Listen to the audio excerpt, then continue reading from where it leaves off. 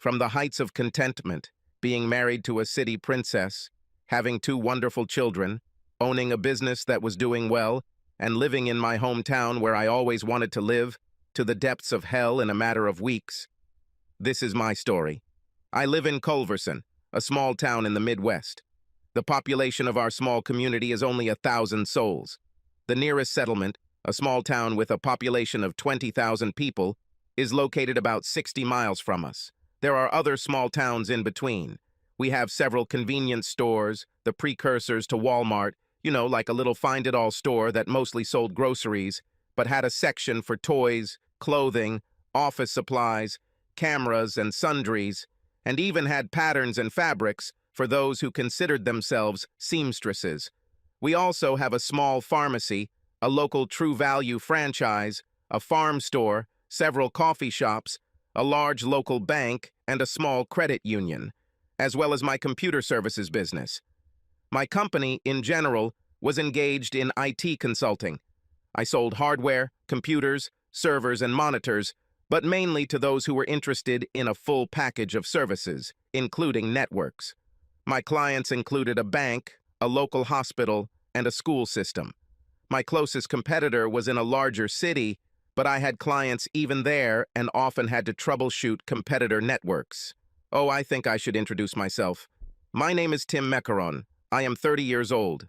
For those who are interested, I am 183 centimeters tall and weigh 82 kilograms if I get wet. Until recently, I was married to a girl I knew all through middle and high school, Becky Maines Meheron, who will soon be remarried as our divorce is finalized. We were married for 7 years. I thought they were good years, but apparently she didn't think they were so good because she stunned me with her divorce announcement. Now I must state that we were not high school sweethearts.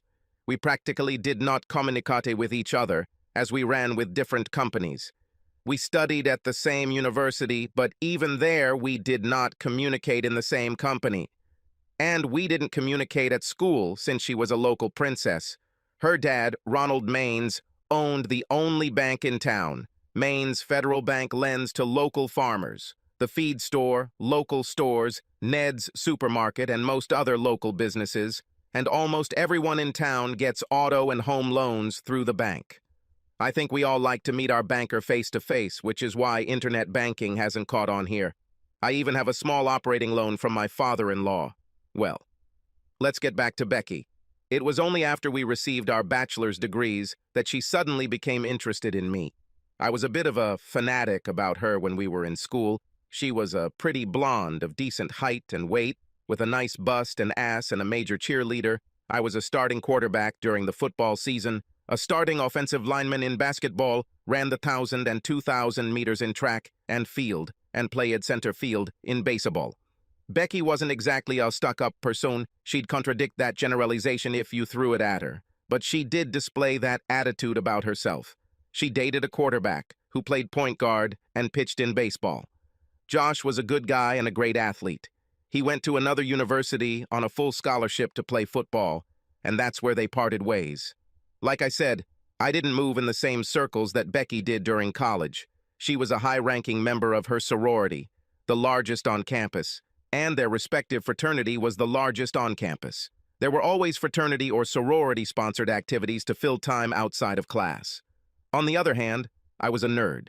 I spent a lot of time outside of class learning about hardware and software, as well as various systems and the intricacies of computerizing them. My choice of major required at least as much time studying as I spent in classes. In addition, I needed to have a job to pay for what the small scholarship did not allow. My father was the manager of Ned's superstore, so his salary wasn't huge, just enough to keep me from grants. Just to give an example of scale, you could multiply the square footage of my parents' house by 4, and it still wouldn't be as big as Ronald Mains's primary residence. In the summer, my father and I went hiking almost every weekend. Fishing was a cheap but enjoyable activity. Becky and her parents flew to Aspen, the Ozarks, Miami, sometimes Hawaii, and then Maine, just to fool around and laugh. Do you get the idea? We were very different people who were simply lucky to grow up in the same small town. When I returned home from school, Becky suddenly wanted to date me. She almost followed me. I never really understood her interest. Yes, I started my own business, but at the time I was working alone. I applied for a small business grant to get startup capital, and after the first year, I was making a small profit. One evening, when we were both in the same bar with a live band, Becky finally decided to ask me to dance. We suited each other very well. Mom insisted that I learn different dances, so I didn't do too badly. We broke up when the bar closed for the night, kissing outside her car and making me promise to call the next day for a real date. I was an only child. Something in my mother's uterus did not allow the fetus to develop normally. I must have been a miracle child. Becky had a brother who left home at 18 and disappeared from the face of the earth. I don't think he liked Ronald very much. A year after I graduated from high school, my father died of a sudden heart attack. Mom said he was talking about mowing the yard, and after a while she noticed something sticking out of the door of a small shed at the back of the property. My father lost consciousness, and by the time my mother noticed it, it was too late. The ambulance guys didn't even try to revive him. He's been gone too long. Becky attended her father's funeral, although we only had a few dates. I was glad to see her there, and at the cemetery she came to my side and held my hand as tears streamed down my face. She was also very kind to my mother and some of the small family who went to great lengths to support us. Mom's house was fully paid off before Dad died, and he had a nice life insurance policy that would guarantee her an income for the rest of her life if she was careful. Thank God for that, given recent developments. I will return to this later, an old joke about a guy who chased a girl until she caught him. Well, it wasn't like that with Becky and me. She was following me. She asked me out on a date. She was the initiator of our sex life. I won't go into details. I'll just say that sexually we suited each other very well. We started dating each other exclusively, at least from my point of view, and I didn't hear any rumors about her dating others, and we had sex 2 or 3 times a week. There were days when I had to travel to some remote settlements. Some large farms wanted to integrate all their computers, from tractors, seeders, milking parlors to home computers. They all had to have access to Wi-Fi. Since the buildings are sometimes located a considerable distance from each other, logistical obstacles had to be overcome. So I don't know if Becky was at home at her parents' house on those evenings when I was too busy to see her. Oh yeah, I forgot to talk about Becky's work. Since her major was women's studies, she couldn't find a suitable job at Culverson and went to work for her dad. She started as a cashier and quickly rose to vice president of the lending department. Of course, it was nepotism, but she threw herself into her work and received an education, as her father wanted, in the field of banking. Years later, I can look back and see how I was duped into marriage. One evening before Christmas that year, Becky told me she was pregnant and asked what I was going to do about it. Guided by the values instilled in me by my parents, I proposed to her immediately. I should have immediately realized the true status of my beloved's pregnancy when she and her mother chose a date 7 months after announcing our engagement that Christmas. By the time I finally realized that she had lied about being pregnant, plans had already been made and a huge number of invitations had been sent out. When I asked Becky about this, she just shrugged. Her explanation, "If I had left everything up to you, we would never have gotten married, let alone engaged. I love you and you love me. It will work." As for me, I was in love with the city princess. The sex was amazing and I really wanted to sleep with and around Becky, so I agreed and left no stone unturned when I realized she had lied about being pregnant. The wedding was the largest in our city in anyone's memory. Everyone was invited. We even held it on a Sunday afternoon so that all the businesses had time to close. The holiday was extraordinary. It was organized by a company from our urban area. We honeymooned in Barbados, where Becky found a clothing-optional beach and was naked almost every day we were there. The sex was alternately loving and tender and rough and violent. We did it all. We explored the island by scooter and even snorkeled in the clear Caribbean Sea. After 2 weeks of hedonism, we returned to work. I now had one person working for me, and before our marriage ended, the staff had expanded to 3 technicians and an accounting secretary to keep us all organized and in order. About a year after their wedding, Becky announced that she was pregnant. This time, the alarm was not false. Constance, my little Connie, was born with all 10 fingers and toes and was destined to be spoiled to death. However, she is my little girl. 2 years after that, Thaddeus, or Tad for short, was born. He, too, was born fully formed. My life was complete, and I was as happy as a pig in the mud. In the 7th year of life, everything changed. Becky suddenly needed to work many evenings and several weekends. I could understand the need to hold banking conferences occasionally, but it was a slow year, and there couldn't be enough influx of loan applications to justify all those evening meetings and weekends. Becky always answered the phone if I called, but I tried not to bother her unless it was important. There weren't any missed calls, not one time she answered out of breath, but I was still a little concerned. Our sex life also suffered, as Becky was rarely home before I went to bed. Many evenings I had to go to bed immediately after the children because I was traveling to serve my clients. Yes, I had more assistants, but this was only so that I did not chase my own tail. We were all very busy, but I planned my days so that I could be home in the evenings, especially if Becky couldn't be counted on to look after the children. I remember the last time I made love to my wife. I got home on Friday night, and lo and behold, she arrived before me and cooked dinner for us. The children were overjoyed and talked to their mother throughout dinner, so much so that we had to ask them to eat. We then cleared the table and put the pots, pans, and dishes in the dishwasher before sitting down together and watching Shrek for the 100th time. The children were so happy to see Becky that she had to put them to bed for the night. That evening, I was not allowed to go near their bedroom.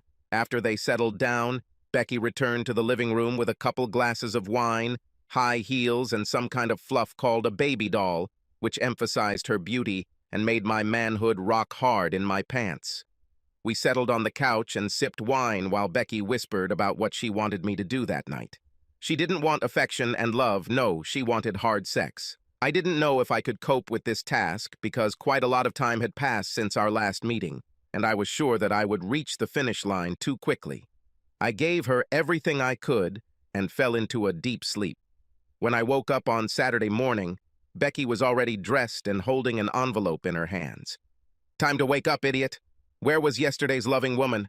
Why is the term dumb used? The children are already dressed and ready to go to Mom and Dad. This is where I will be staying this weekend. You'll have about 48 hours to get your crap out of my house. If you become upset, a protective order will be issued against you on Monday morning, citing mental cruelty and violent tendencies. At the same time, the divorce documents contained in the envelope will be filed." I was shocked. Finally, I found my voice and asked, "What's going on, and why are you doing this?" "It's just, dumbass, Josh came to work at the bank as his dad's right-hand man, and we're going to get married as soon as the ink is dry on my divorce papers. We've been getting reacquainted for months, and now is the time to pull the trigger." As she left, she stopped to throw one last grenade into my life. "By the way, Josh can't have children, so he wants to adopt Constance and Thaddeus.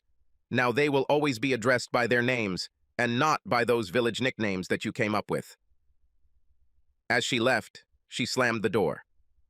I spent the first 12 hours of that weekend reading and rereading the contents of the envelope. Rebecca, no longer Becky, wanted not only the house but also my business. The terms stated that I could still run the business, but would only receive minimum wage, less than even the rest of the team. She wanted full custody. The requested amount of child support would be more than what I would actually earn given the demands. She also demanded alimony, although her earnings would be many times more than mine. Her car was in her name, but mine belonged to the company. As long as I worked for the company, I could drive it. We had some savings, not very much since we were still young, but some. She had already withdrawn all but a few dollars from the account. I didn't even get half of it. I finally decided to stop reading and thinking and get down to business. I called everyone I knew and found someone who could lend me a pickup truck and trailer. I didn't have my own friends, only our ones, and I knew that they wouldn't help. I ended up calling a few guys I'd talked to at school, and they came over right away, and we packed the trailer with stuff Becky wouldn't handle. I had nowhere else to go, so I went to work. The year before, I bought an entire building so we could have more room to expand. On the second floor at the back of the building, there was a small apartment, shabby and dirty. I rolled up my sleeves and spent the entire day on Sunday cleaning. The air mattress was my bed. Friends lent me some old furniture and some pots and pans so I could eat and have something to sit on. A small microwave would suffice for a while until I found a stove. I also needed a refrigerator, but I made do with a cooler, with ice for beer. On Monday, I woke up crumpled and with body pain. I don't recommend using an airbed unless it's a last resort. The shower was cold, as there was no hot water on the second floor, only a small tank for the bathroom in the office downstairs. I managed to shave and look more or less presentable. I called several local lawyers, and it soon became clear to me that I was being viewed as on par with a mass murderer.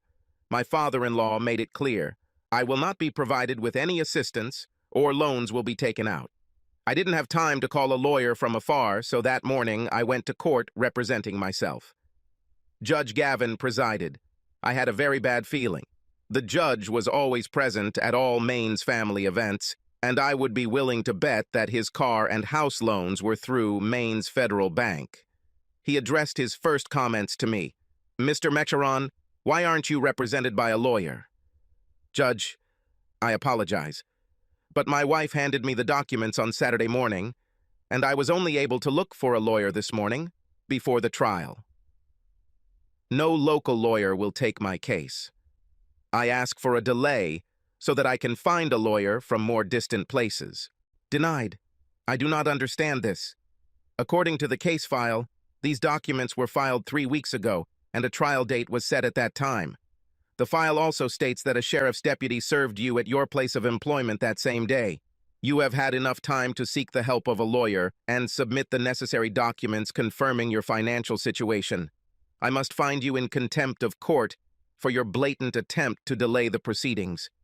Your Honor, I would like to protest and hope that this will be entered into the official record of the court that I believe that I am being pushed into a settlement that is entirely in favor of my wife and is being done only to destroy me and not to help my children in any way. Since all of my income documents are filled jointly, my wife should have been able to present my financial situation and thus defeat all claims for unjustified alimony. In addition, she announced that she plans to remarry as soon as our divorce is finalized, so alimony should not be an issue." He hit the table with a hammer. "Be silent. You, sir, have disturbed the order. You have had sufficient time to respond to the subpoena. I find in favor of the plaintiff." He slammed the gavel again, stood up, and left the room. I was shocked. In a matter of minutes, I was divorced. It would be very difficult for me to see my children, and my business was taken away. I looked at my ex-wife. Rebecca at least looked a little guilty about what she had just done. She pulled herself together and looked at me with an arrogant look. "You better get to work. I'm not paying you to sit around and look like someone just pissed in your Cheerio." Hatred had become an increasingly dominant emotion due to the confusion of the past few days. I had to restrain myself, as I saw that the bailiff was closely watching me. He didn't look too friendly. Joshua and the bitch stood up and followed their lawyer out the door. I sat and waited. I needed to not give them a reason to throw me in jail. Somehow I came to the conclusion that this was one of their goals. If I had been jailed for losing my temper, her accusations would have been credible. The bailiff came up and said quietly, "They should already be out of the building. Other bailiffs are watching them, but you know what influence the Marines have in this city, and what in the whole area. Find yourself a lawyer in your state capital. It should be far enough. We support and sympathize with you, but we cannot risk being discovered." I nodded and thanked him. When I walked outside, several people in uniform lined up to watch me leave. I went to the office. Surprisingly, Rebecca and Joshua weren't ahead of me. I thought they would kick their butts to let the employees know who the new owners are now. Their arrogance cost them dearly. First, I made sure that all employees were busy completing tasks. I then wrote a check for cash and sent our accountant secretary to the bank to cash it. I asked her to tell anyone who might doubt it that I was going to be out of town for a few days, serving remote clients, and would need cash. I figured that if I went to the bank myself, there would be orders to stop me. Unless a judge has signed a court order stating who now owns the business, the bank should not deny the business the funds. This was not unusual, since in many small towns, cash is preferred over debit or credit cards, as banks and credit card companies charge a percentage of each transaction from the businesses themselves. Since my name was still on the bank card with my signature, I could withdraw as much money as I needed. I realized that my credit and debit cards were no longer functional, so I needed some of that old green stuff, with the dead president on every bill. There was more than enough money in the account to pay next week's pay, but I didn't want my employees to suffer. I only withdrew a couple thousand. I also emptied my petty cash drawer and left IOs for my ex-wife and her stallion. Now I had to act like the beaten person that I was. The thirst for revenge flared up in my gut and consumed me. Somehow, Rebecca, Joshua, and Ronald will have to pay for what they did. Why, Ronald? Come on, do you really think that this bitch and her ex-lover would stoop to destroying me? I think it was Ronald who pulled the strings and orchestrated the whole thing. Otherwise, I would have been served with the lawsuit 3 weeks ago and would have hired a local lawyer. The judge would have been fair in his decision. No, Ronald was behind it all. He never wanted me to be his son-in-law, and now, with his daughter's permission, he was going to make me pay. Late in the evening, Rebecca and Joshua deigned to come to the office and take over the cases. They showed Stacy, the secretary, the signed court papers transferring ownership to the new corporation, and that I was now only a manager, not an owner, manager. Luckily, they didn't publicly humiliate me by announcing my new salary. With the exception of Stacy, who must have known they needed to take a pay cut, no one else knew that they were making more per week than I was.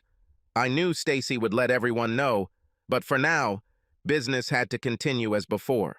When this creepy couple showed up, I excused myself that I needed to go to a client's office and left. I wasn't going to go to jail for violating a protective order. This would also play into their hands. At least the protective order prohibited me from approaching them closer than 30 meters. If the distance is greater in our small town, then I might as well sleep under a bridge outside the city. After work, I went to one of the local bars. The owner was one of my clients. I computerized his point of sale so that even the taps were integrated and could give him reports and automatically order alcohol as needed. He met me at the bar. Sorry, Ted, but I can't serve you. The word has already been announced. Anyone who serves you, sells you something, or even talks in a friendly way will speed up the repayment of your loans, and no one can handle that. You'll have to leave. He winked at me and nodded towards the back door. I knew where the gaps were in his security camera system, so I nodded and left. Pressing myself against the wall, I slid to the back and met him at the back door. Under his arm, he had a package of my favorite beer. Ted, I'm so sorry. Take this as a peace offering. I hope Maines gets over his frustration and stops this crap. That was all he said before slipping back into the building. I hugged the wall again and walked back to my small, lonely apartment. When I got there, I found a used but still usable mattress, box springs, and a Hollywood frame leaning against the back door. Wow, I don't have to sleep on this airbed anymore. After putting the beer on ice, I dragged the bed into my apartment and set it up. It was the best night's sleep, aided by 5 or 6 bottles of beer and a comfortable bed. The next day, I went to Ned's to buy groceries. I got to the checkout and was shown out the door without my groceries. Ned himself came out to kick me out. Ted, I like you and your family, but I can't stand up to Ronald Maines. He'll shut me down in a week if he finds out I talked to you when I kicked you out. I'm really sorry. Say hello to your mother. He made a face as if he was angry with me, probably because of the witnesses and the security camera, and pushed me into the door. That evening, all the groceries I had chosen were in a wooden box with a padlock next to my back car door. The key was on the driver's side front wheel. I emptied the box and left it outside. I tried to move it, but it was damn heavy. When I examined the bottom, I found that there were steel plates attached to it. Apparently, my unknown benefactor did not want anyone to steal the box. Yes, it wouldn't stop someone who really wanted to scam me. but at least an ordinary person wouldn't do anything. I went out of town for a couple of days to serve a few more clients. The germ of an idea began to grow. I couldn't get what I wanted locally, so I stopped at a small service station outside of town and bought a few small cans of fuel. I bought regular gasoline and some diesel. Every time I went out of town, I bought a couple of things necessary to carry out my plan. During this time, Rebecca and Joshua tried to make my life hell. I had to change my phone number because she was calling me several times a day. Then a police officer came to me and accosted me with accusations of violating a protective order. I argued that I never answered the phone, so I couldn't be the offender. The policeman told me to stop acting out and left again. It got to the point where I couldn't even put gas in my car. A company car, mind you. I had to send someone else to fill the car so I could do my job. My plan came to full fruition when Fed Maine started going after my mother. They called her several times a day, asking her to come and apply for a reverse mortgage. The county claimed it had not received her tax payment. When I called the tax man, he whispered into the phone that Ronald Maines was pressuring him to screw my mother. Now the bastard had to pay. He couldn't threaten his mom about the mortgage, but he pestered her in other ways. She didn't need this stress. A week was all I needed to get ready. It must be the middle of the night when there are only a couple of cops on duty who usually sleep in their cars. Then I could prepare. During the day, I would sneak out and drive to another city to take a nap in my car. I also bought a rattling old pickup truck from a farmer about 40 miles away.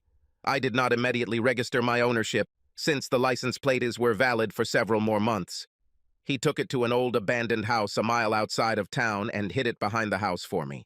I put the plan into action right after all the businesses in town closed for the night.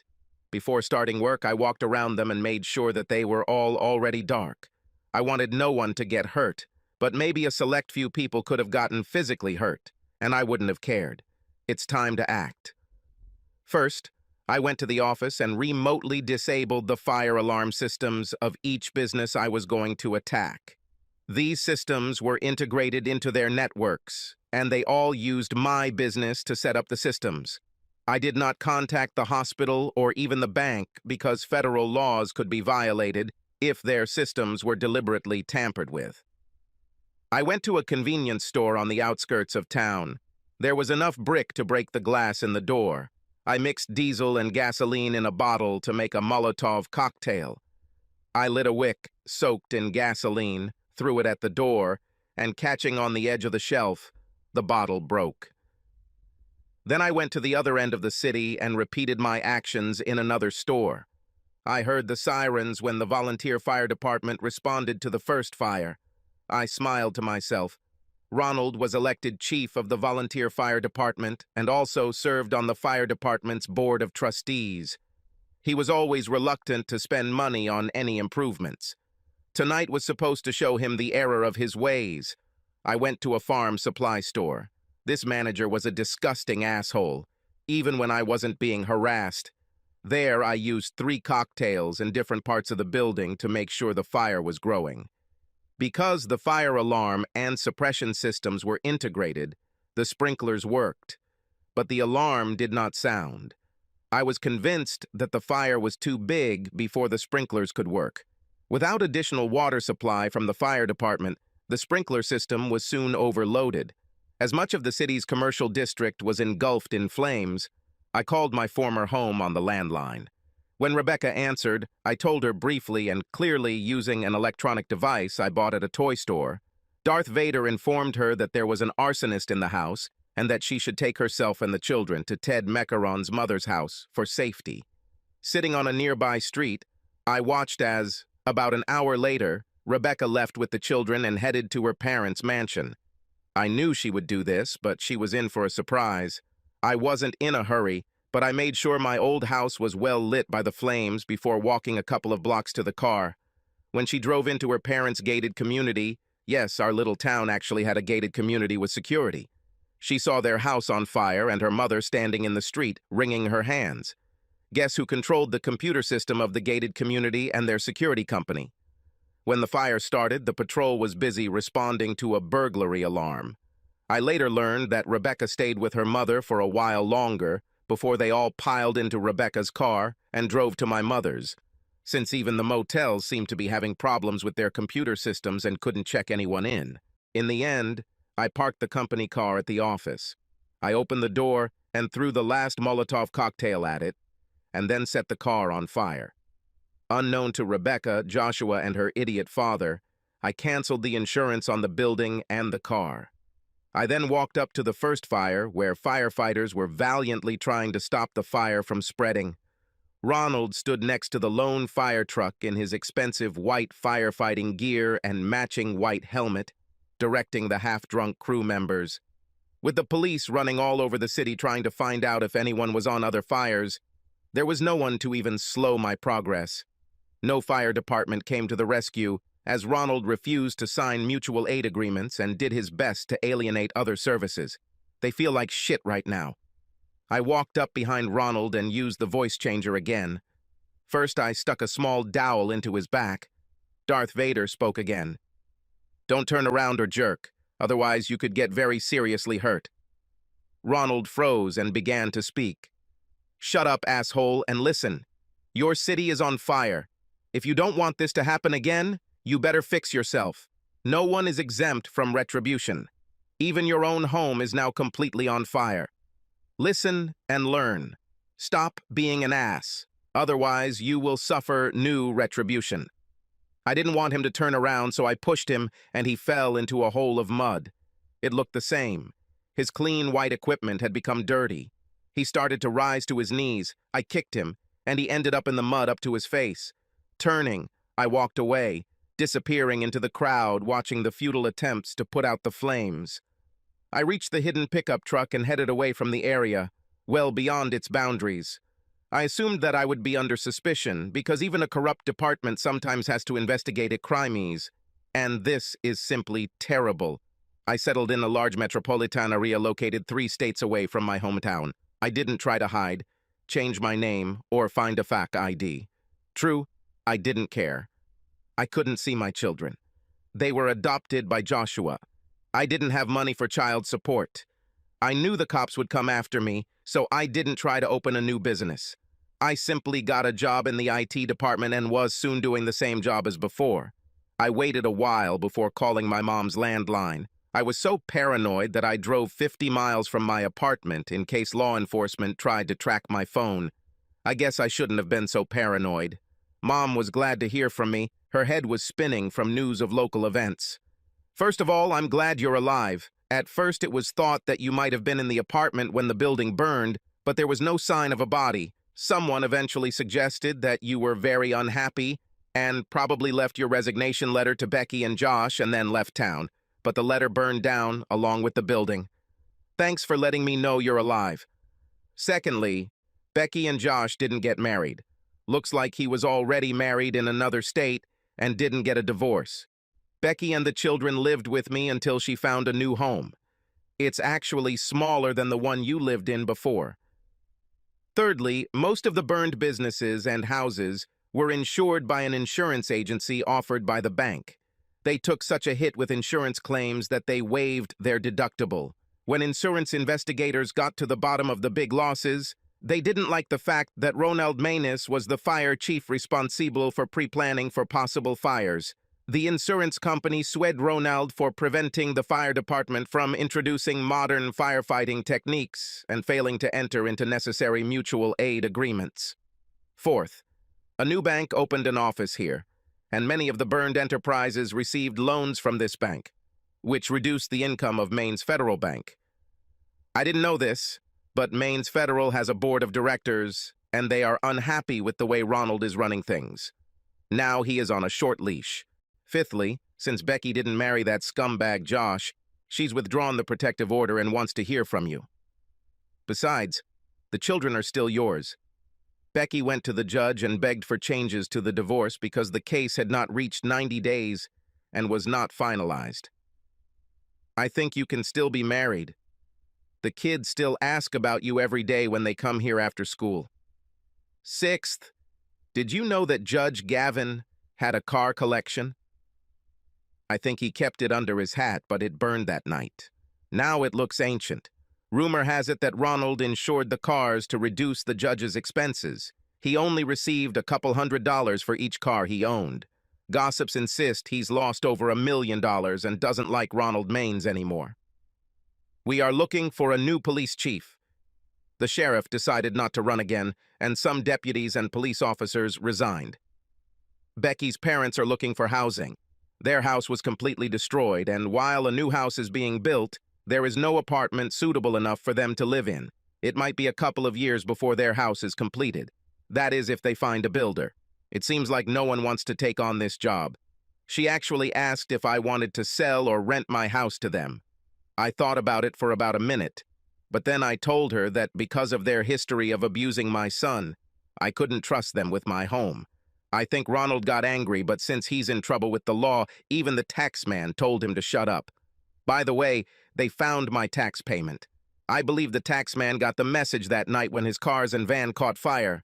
Suddenly, people were much happier as Ronald's influence seemed to fade away. Their tax problems disappeared overnight. Right now, it seems like the fires are the only concern for business owners and Ronald Maines. Everyone else believes that fire sometimes cleanses. So, when are you coming to visit your old mother and your children? I had to grin. I think I need to plan a trip home very soon. Although I may have to find a better car, my old car barely made it there. See you very soon, Mom. When I stopped telling you my sad story, I survived the outrageous terms of my unexpected divorce and had the opportunity to take revenge on my wife, her lover, and her father. No one was killed, and only a few volunteer firefighters suffered minor injuries while fighting the fires. Well, actually, with those that they were able to get to. I set my ex-wife's house on fire after warning her to leave using a voice synthesizer, and when she tried to go to her parents, she found it too, engulfed in flames. I moved to another city many kilometers away and have now settled there. But, and this is a big but, when I talked about my mother's house or the city I grew up in, I called it home.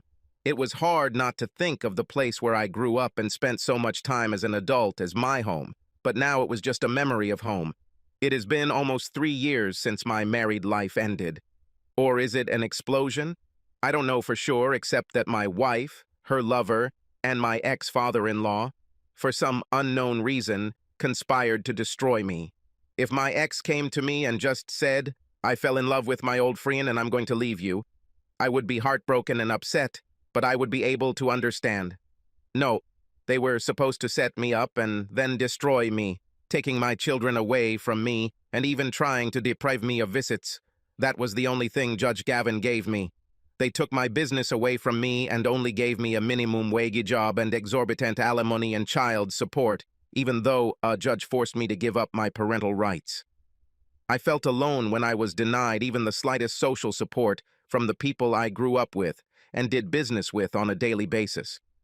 I felt so alone that I didn't even think that I could get a fair solution if I sought legal help, even in the state capital. I believed that Ronald Maines had long threads of influence, judging by what was happening in the place where I should have felt safest. I had friends in my small town, and they helped me in any way they could, but they could not publicly confront Maine's Federal Bank and its owner. Their own financial lives were at risk. I tried to minimize the consequences of my actions on those who I knew stood silently by my side. But some may have suffered from my pyromania that fateful night. I still wasn't sure if local law enforcement was looking for me for questioning. Since that night, I have not tried to hide myself by changing my name or even my chosen career. But, on the other hand, I didn't admit to anyone where I had moved. Even my mother didn't know where exactly I lived now. The company I worked for was a large regional concern with a centralized HR department. I'm sure my ex-wife knew what company I worked for because child support was deducted from my paycheck and deposited into her checking account every week. However, I asked that any requests about my personal life, such as my address and phone number, be rejected outright. The company paid great attention to security issues, since one of the main characteristics of our company was experience in combating cybercrime and theft of personal data. This meant that her own safety had to be at its best. Nothing spoils your reputation more than knowing that you have been hacked. The HR representative periodically informed all team members that they were receiving outside interest. Every few months, there would be some kind of request from Rebecca's lawyer, by email, mail, or even phone. And there were even several attempts by Rebecca herself to find out my information.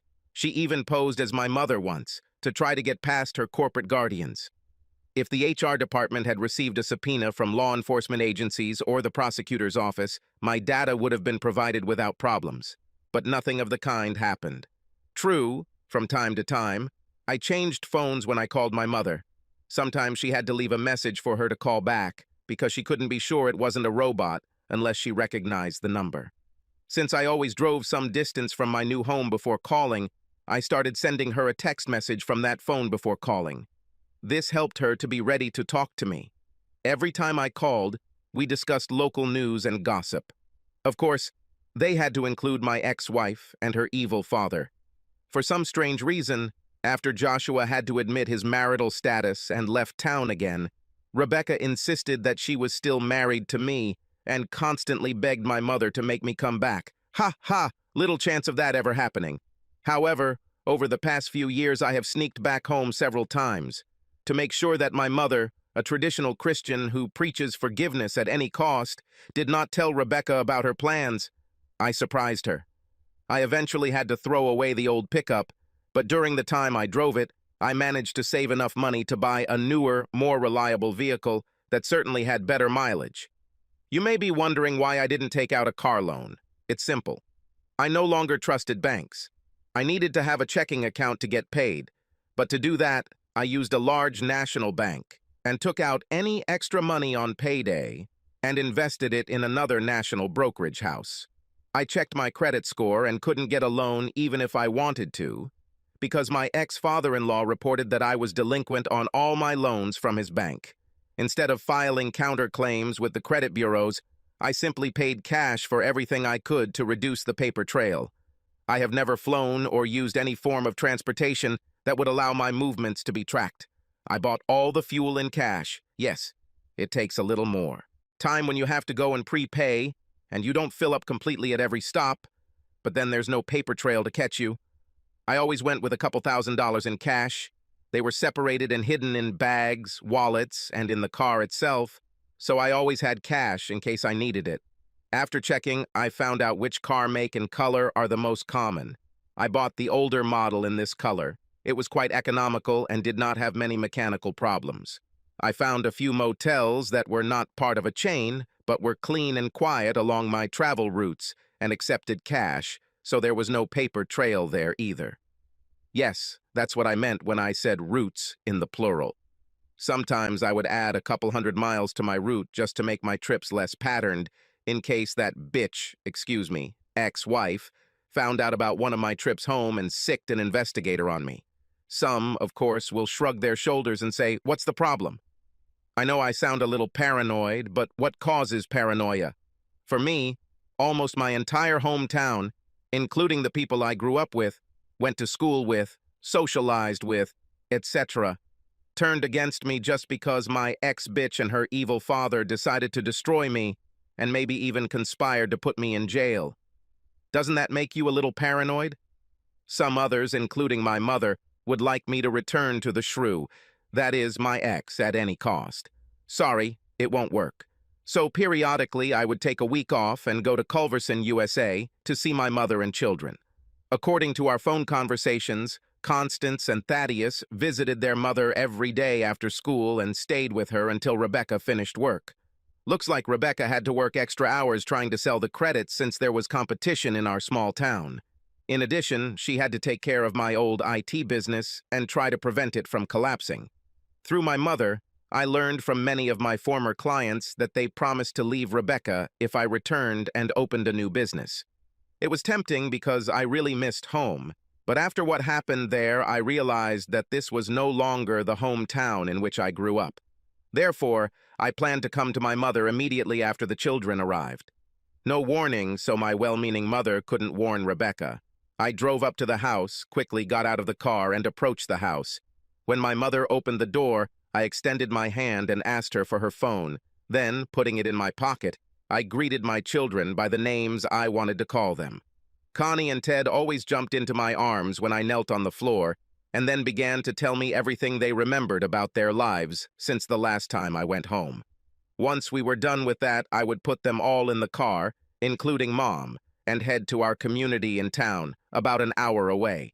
There, we would eat, watch a movie, maybe go to a children's museum, feed the ducks at the lake in the city park, or do some other fun activity while I talked to my kids and learned from my mom about the family. Of course, as part of the evening, I had to listen to a lecture about the need to turn the other cheek, that forgiveness is a divine thing, and so on. Eventually, I got to the point where I would just nod and let her lecture. It didn't change anything. Mom also described how Rebecca felt physically. Rebecca was sad. She didn't smile anymore. She always asked how I was doing. She wanted to see me. She wanted to ask me for forgiveness for what she had done. This went on for several visits. The only thing missing was that Rebecca never asked me for forgiveness. And secondly, my mother never talked about whether Rebecca loved me. Damn it, I knew the truth. So why make an issue out of it? One day, my mom secretly took my phone and I caught her texting Rebecca while we were walking. I almost made a big mistake because it made me extremely angry. Before I snatched the phone from her hands and yelled at her, I remembered that this was my mother, the one who carried me for 9 months, wiped my nose and butt as needed, and raised me. I took a few deep breaths and tried to calmly ask what she wanted to do. Tim, it's simple. Rebecca says she's worried that you might kidnap the children. She just wants to know where they are and if they are safe. I think since she is their mother, this is a reasonable request. Well, I don't trust her in any way. She turned out to be a deceitful woman, and the police would probably arrive in a few minutes. I wanted to call Rebecca a bitch, but young ears were close and could overhear. I finally led us out to the car and drove into a dark corner of the parking lot when my mother began to insist that I was paranoid. A few minutes later, 3 police cars with 2 officers each were parked at the front and back doors of the restaurant we visited. I looked at my mother. Of course, her reaction was, "Maybe they didn't come for you." I simply nodded as the officers exited the building and began to look around carefully. Since they had no idea what I was driving, and my windows were tinted, the engine was turned off, and the headlights were off. They did not pay any attention to my car. They soon became convinced that their prey was gone, and set off for their next challenge. Mom still couldn't believe that my ex had made her a scapegoat. "Son, Becky asked me to tell her where we are so that she could join us and you could finally talk. You need to sit down with her and figure this out, and maybe you can get back together." I shook my head. "Why don't you call her right now and see what she has to say about us?" I gave her the phone and she quickly connected with Rebecca. I asked her to turn on the speakerphone, but I myself was silent. The children took my example and didn't say anything either, since Rebecca immediately began asking questions. Did they catch him? Was he arrested? I told them that he kidnapped my children and took them away from our hometown. My mom had a shocked expression on her face. I know my behavior has hardened. This bitch tried to arrest me for visiting my own children, and I had the legal right to visit them at any time. This is stated in court documents. Finally, Mom answered, "No, Tim saw me text you where we were and let us out of the building. We watched this from the parking lot." "How could you do this to Tim? What did he do that deserves arrest? I thought you would come and join us, not the police." Rebecca immediately became conciliatory. I don't know if she realized we were all listening or not, but she immediately tried to minimize the damage. "Margaret, I just wanted to make sure he would sit down and talk to me. I decided that if he was in custody, he would have to talk to me. Then I can drop the charges against him and see what happens next."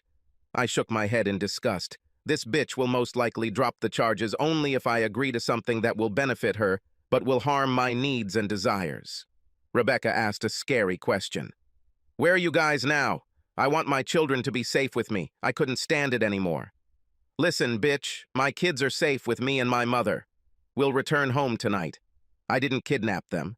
They are not threatened by anything except your manipulations.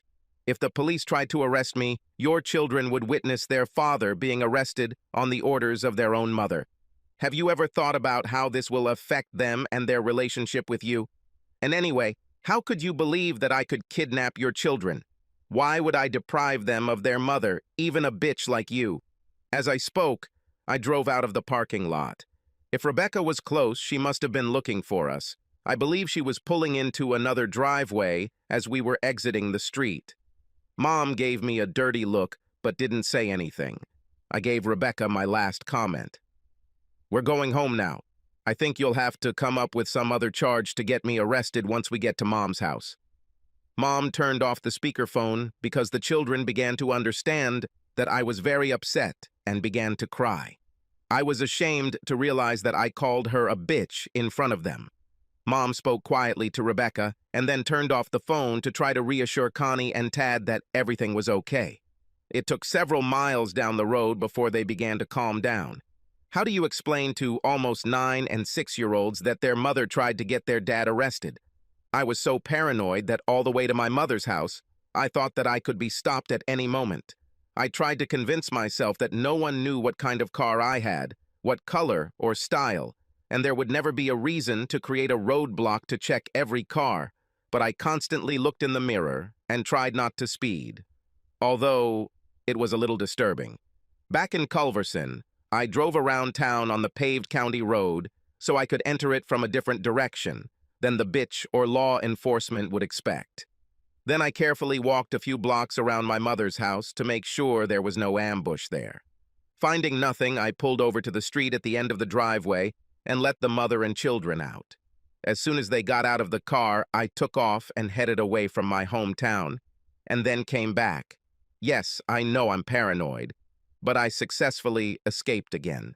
I usually rented a motel a few miles from home and then came back and visited the children every day for a week, but I was afraid that Rebecca might keep an eye on the children, knowing that I was nearby. I drove for several hours before stopping for the night at another motel. Something had to change. I decided to contact this bitch. The motel had a decent Wi-Fi signal, so I decided to try video calling so she could see how upset I was. I made sure there was nothing on the screen behind me that could identify my location. I also planned to leave immediately after the call ended in case she was somehow able to track down the motel's IP address. I figured she would have enough time to pick up the kids, take them home, and put them to bed. I was lucky on the first try. I sent her a video call request and she responded immediately. I really didn't want to look at her, but those were the rules of the game I was playing now. 3 years passed and she still looked good, but I knew that her beauty was only in appearance. "Tim, I'm so glad to see you. Why didn't you just come into our house and look at the kids? Honestly, I have no idea whether the police will be waiting for me when we agree to meet. I'm sure someone decided that I was to blame for all of your and your family's misfortunes over the past few years. Tim, no one is looking for you. State police came and investigated along with an arson investigator, and they couldn't find enough evidence to point the finger at any one person. Yes, I suppose they think you might have been to blame since no one else left town during the fires, but there are a lot of people here who don't like my father and his business methods. For weeks and months after that, all I heard was whispers about what else was going to happen to Dad. Did you know that the fire department expelled him from their ranks and declared him a black mark? He can't even serve on the board of trustees anymore. Nothing like this could have happened to a nicer person. In fact, I do not care. The only thing I want is to visit my children periodically. The rest of us can jump off a cliff and we'll all be better off. Are you still in town? Can I see you? What? Will I be arrested for kidnapping my own children, whom, according to a court decision, I can visit at any time without warning or reservation? She looked a little taken aback by this remark. I thought it would make you sit down and talk to me. I would never press charges against you. Yes. And every time I was stopped for some minor violation, it would show that I was once detained for kidnapping. I don't think their systems show that I might not have been tried or convicted. Sorry, but I can't help you with this matter. Also, if you withdraw your complaint, won't you be guilty of making a false report? It would look good on your file. They would never do that to me. Dad won't tolerate this. Yes, still the same Rebecca. Dad will fix everything. I have the right to do whatever I want, even if it violates the law or my ex-husband's rights. She dropped a bombshell on me. You are not my ex-husband. You and I are still married. I shook my head.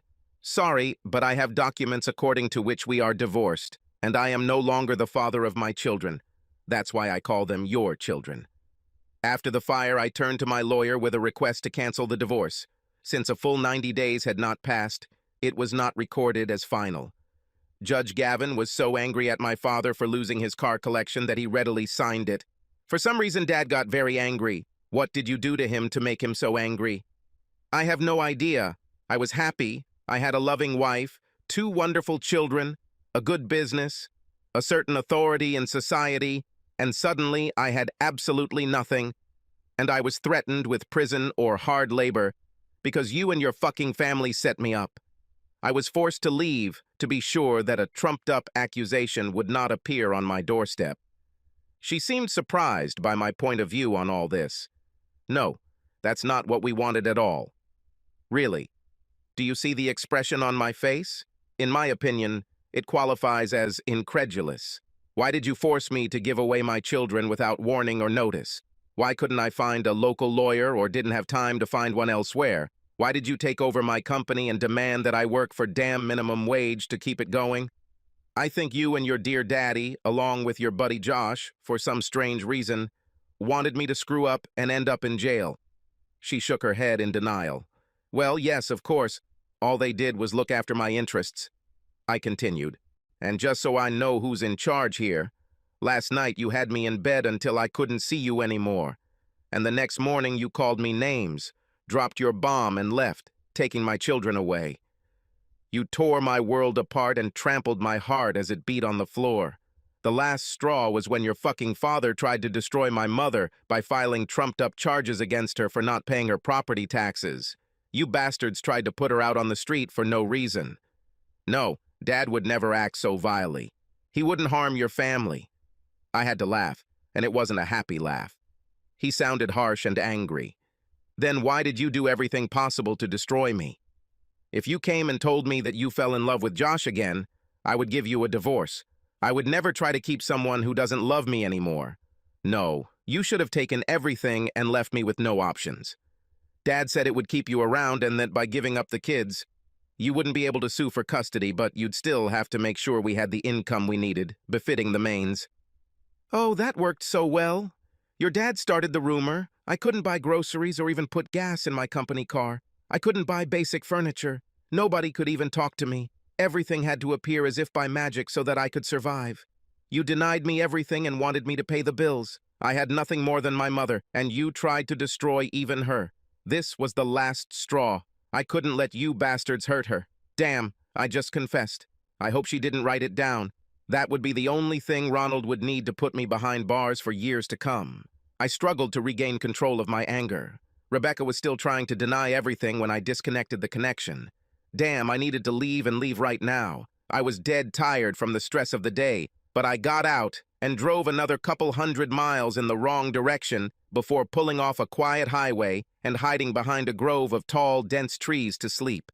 This was the closest call I've ever had to one of my secret visits to the kids. I continued to do my due diligence whenever I contacted my mom. I used one of my phones, occasionally using Skype, to see the kids. They were growing so fast that I wished I could be there to see them every day, but my paranoia wouldn't allow it. I finally saved enough money to hire a lawyer. I paid her in cash to verify my marital status and parent status. Hell, Rebecca wasn't lying when she said we were still married. Because this was true, I removed the child support deduction from my paycheck. This bitch didn't deserve any money directly from me. Instead, I sent them to my mom with the instruction that they should benefit Connie and Tad, not Rebecca. She could distribute them at her discretion.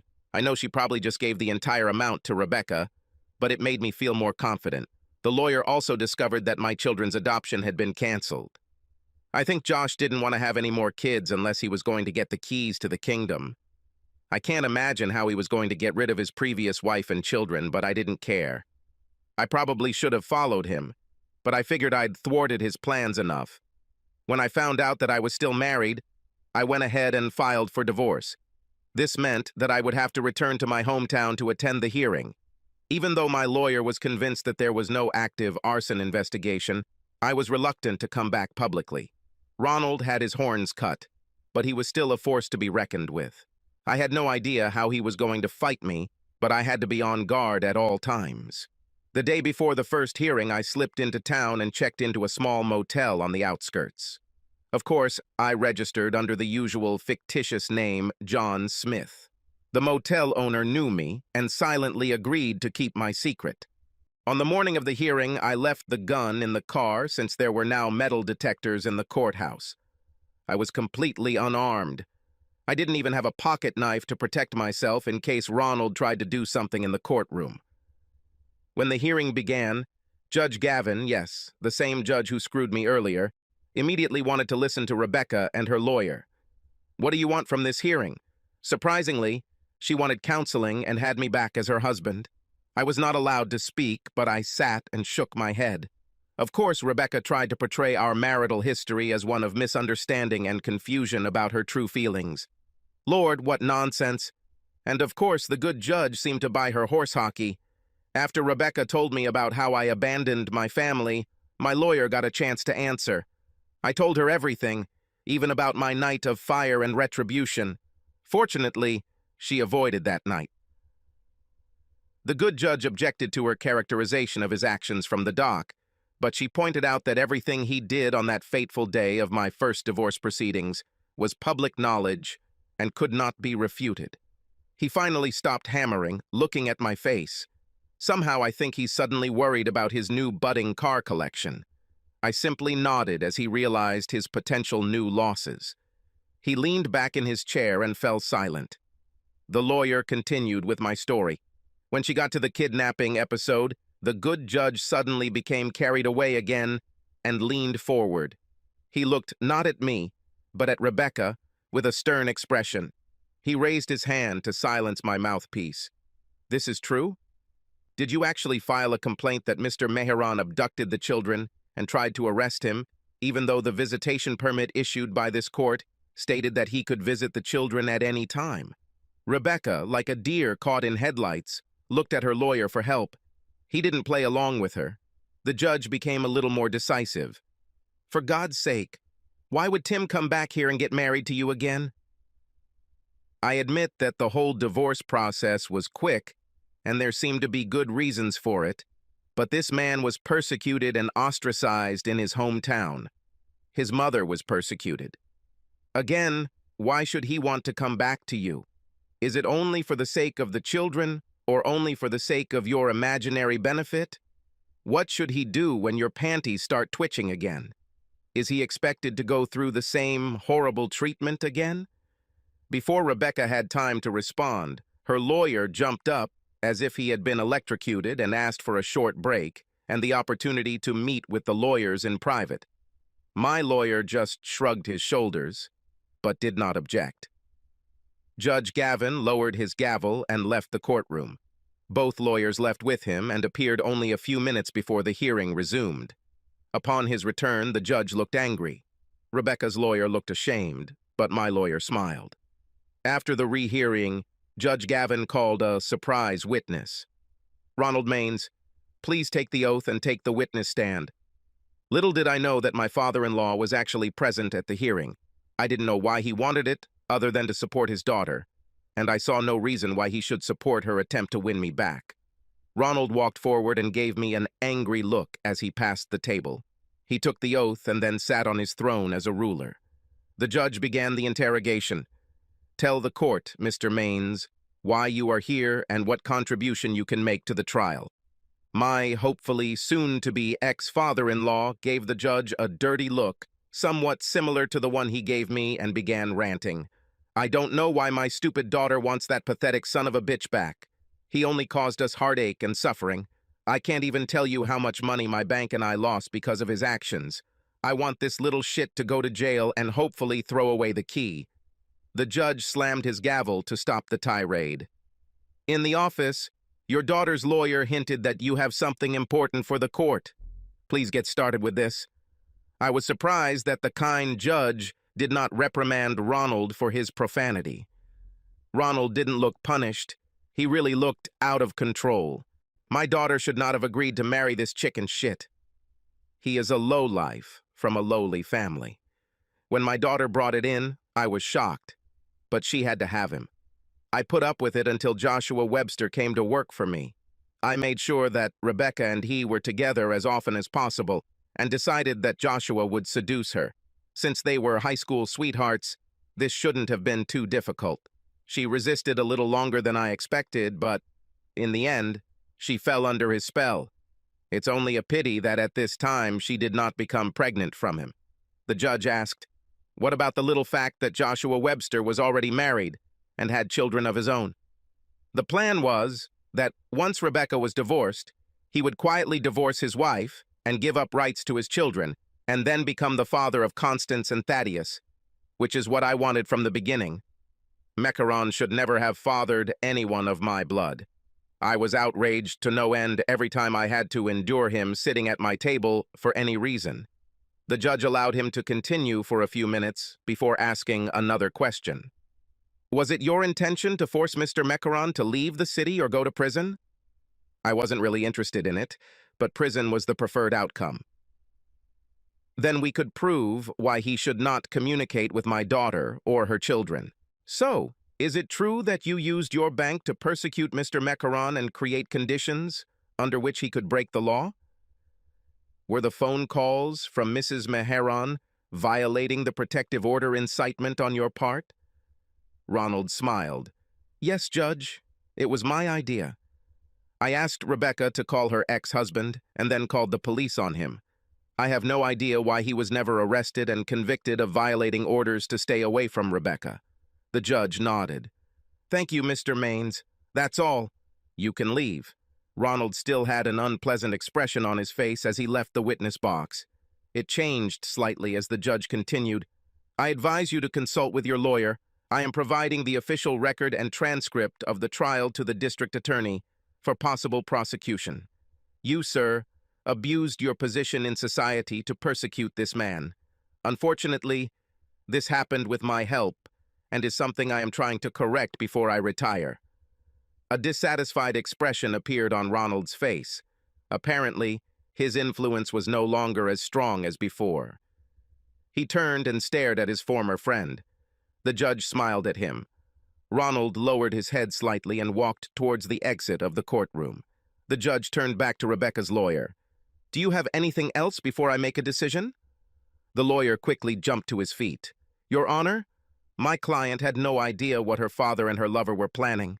She was an innocent victim, just like Mr. Mecheron. That is why she asked for counseling with the goal of reconciliation and returning to the happy marriage they had before Mr. Joshua Webster came to town." Judge Gavin looked at me and my lawyer. We both shook our heads. The judge spoke again. "I'm sorry, Rebecca, but you may have been somewhat of an innocent dupe in all of this, but that doesn't justify the hell you put your husband through during and after the divorce hearing. You treated him disgustingly and even tried to arrest him on false charges. I can't imagine how he could forgive you enough to let you get so close to him again." Rebecca jumped up and started screaming that she loved me and her children needed me back. The lawyer calmed her down before the judge could hold her accountable for contempt of court.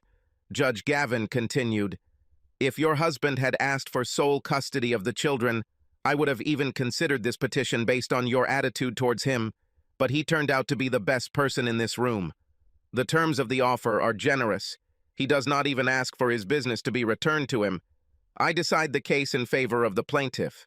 With these words, he slammed the gavel again, stood up and left the hall. Now I was a truly free man. Rebecca sat and cried. The lawyer tried to console her.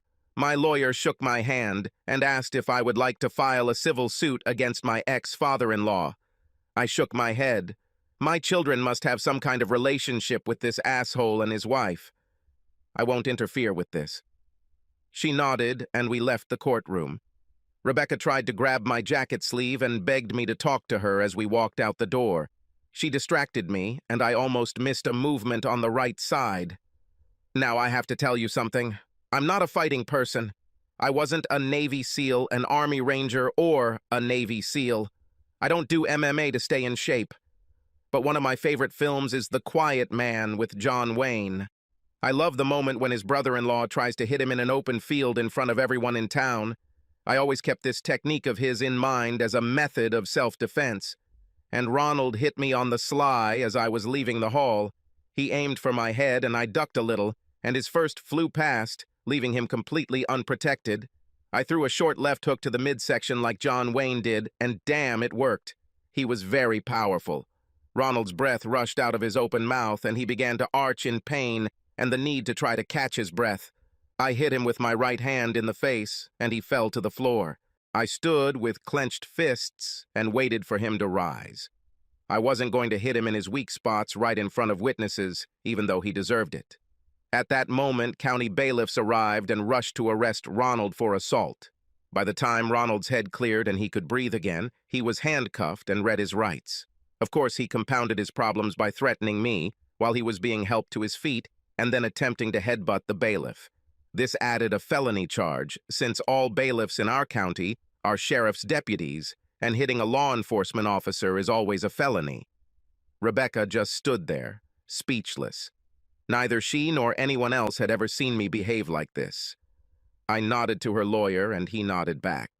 He then turned around and tried to get Ronald to calm down before adding other felonies to the charge. "Rebecca, listen to me. It's over now. Don't screw it up and don't deny me time with the kids. Your father needs you. Call your mom and try to help him before he completely breaks down." She stared at me before it finally dawned on her. With a sad, almost mournful expression on her face, she nodded and turned to help her father regain what little dignity he had left. The adrenaline began to wear off and my right arm began to hurt. I looked at her and took a moment to try to figure out why a pair of fingers seemed crooked. When the pain reached its limit, I realized that I must have broken my arm. My lawyer saw the shocked look on my face and rushed to put me in her car and take me to the hospital, where an X-ray confirmed the fact that Ronald's head was as hard, if not harder, than my hand. Soon I was given painkillers and put in a cast. God bless her, my lawyer stayed with me and took me to my mother's house for rehab. The only bad thing about my injury was the pain and the need for corrective surgery for the fractures to heal properly. Otherwise, I was able to see my children every day for the next week while I recovered and got to know them better. I put up with Rebecca coming every evening to pick up the kids. She and my mother used this opportunity to try to get me back into married life. I would spend extra time with the kids or take long walks while she was there. A week later, I was returning to my new city and my job. Several more years passed. My children are growing up. In the summer and holidays, they stay with me for several weeks. Sometimes their mother takes them, sometimes they fly to me. Yes, now everyone knows where I live. At first, Rebecca even brought them by car a couple of times, but she decided it wasn't worth making such a long trip if she had to stay in a motel after she brought the kids to me. In the end, she realized that there would be no return to a close relationship with me. We remained polite because of the children. I've forgiven her enough to not call her a bitch anymore. After many of my former clients sent letters asking to come back and take back their business, I convinced Rebecca to buy her company from her and turned my old company into a district office. It was small, but it prospered and increased overall profits. I was responsible for making it profitable, so I flew into the nearest regional airport every month and then used a rental car to service customers, but we had good local people to handle most of the issues. Rebecca went through several different boyfriends before finally starting a long-term relationship with her former lawyer. They had no intention of having any more children, so they simply lived in sin. Ronald was convicted but served his sentence only on weekends for 6 months. It would seem like a light sentence, but he also had to complete 200 hours of community service. A kind judge told him to either clean the city's ditches or help cook and serve food to the homeless. I think Ronald has become a pretty good cook. In fact, he continued to serve after serving his sentence. He then received 5 years probation. Mom is doing well. She has found a new man who provides her with the companionship she needs in retirement. They are happy, and she loves her 2 grandchildren and sees them every day, unless they come to see me. And we can't forget about good old Josh. I don't know who gave him to his wife, but I think she played hell with him for several years. She first kicked him out, filed a separation, and made it so that he had virtually no income after he paid for the house, cars, and child support. She then divorced him after luring him home one night and making him believe a reconciliation was possible. But no, she tied him to a chair and had sex with a couple of his best friends in front of him and then kicked him out of the house again. Now he is divorced and has little prospects. As for me, I'm still a work in progress. I have serious problems with trusting women and especially potential relatives. I date and have a good sex life at times. There are many previously attached women in the world. Most of them have luggage and children. I date, try to be a good influence on children, but don't make any commitments. I try to be honest with any woman when we start dating. Each of them begins to believe that she will be the one to fix me. But something always happens that makes me believe that we cannot have a long-term relationship. I have a therapist, and we are trying to make the necessary adjustments. I now have a 3-bedroom house that I paid cash for. Yes, I still don't trust banks very much, although my credit score has improved thanks to my ex-father-in-law. He corrected his reports to the credit bureaus without any request from me. Maybe I should have punched him in the face at the beginning of our relationship. No, nothing good would come of that. In any case, I am not dissatisfied with my life.